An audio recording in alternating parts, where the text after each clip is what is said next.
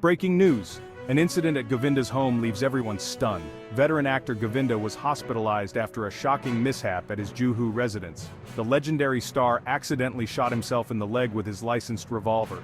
The incident occurred while he was preparing to leave for a show in Kolkata. Govinda had to undergo surgery to remove the bullet, but he's now in stable condition. Doctors are optimistic about a full recovery, though he'll need a month of rest. In an audio message, Govinda expressed gratitude for the prayers and blessings from his fans, his guru, and his parents.